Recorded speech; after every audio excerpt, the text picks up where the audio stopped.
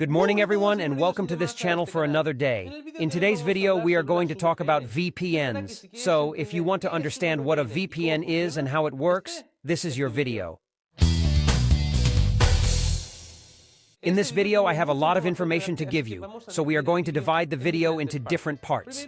First, I will explain what it is and how it works, then I will explain how it is usually used, and finally I will explain the disadvantages of using a VPN, because obviously not everything can be as nice as it is portrayed. So stay until the end, because you might not want to use it. Before we start, I have to tell you that VPNs are based on IPs, so if you are not clear about what an IP is, you should first watch this video above, and then come back here to find out everything. Let's start by explaining what a VPN is.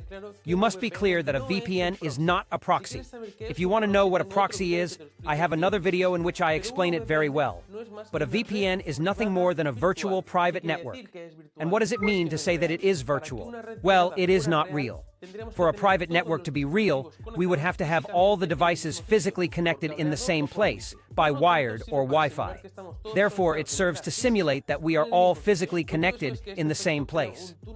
The curious thing is that this effect creates a data tunnel, which is what has made VPN so well known, and which is possibly why you are in this video. In a normal connection, when you connect to the internet, your computer connects to your router, and your router talks to your internet provider.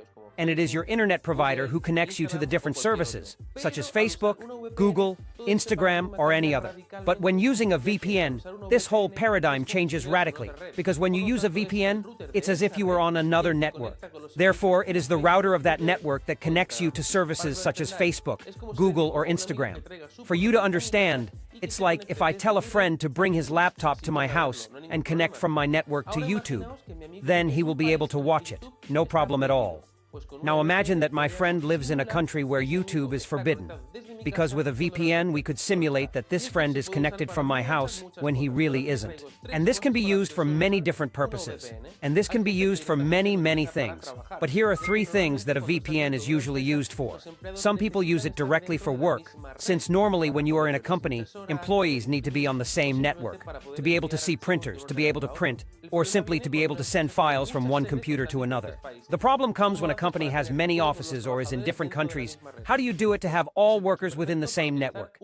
This is the perfect case for using a VPN. P2P downloads are also improved if we use a VPN. For those who don't know, P2P downloading is basically downloading movies and games via torrent or the old emule or anything similar. This type of downloading is improved, since lately internet providers in certain countries are very aware of the use we make of the internet.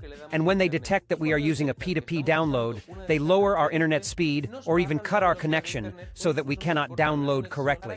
And obviously, as you can imagine, it also serves to use services that are blocked in your country. Since, let's take for instance, you live in North Korea, I hope that's not the case, and you don't have access to Google or Gmail or Facebook, Instagram, or anything else that's not available in this country. If you connect through a VPN, you will be able to go inside a virtual network with me, for example, which I am in Spain. And since you will go out to the internet from my network, you will be able to see all these services. Now that we know how it works and what you can use it for, I am going to explain the disadvantages of using a VPN, since not everything is as nice as it seems. The first thing to bear in mind is the price of a VPN. It is quite rare to find a free quality VPN. Bear in mind that this involves a lot of infrastructure costs, and it is rare for someone to give it to you for free. Normally, the free options that you will find are limited or restricted versions of a premium version that you will have to pay for.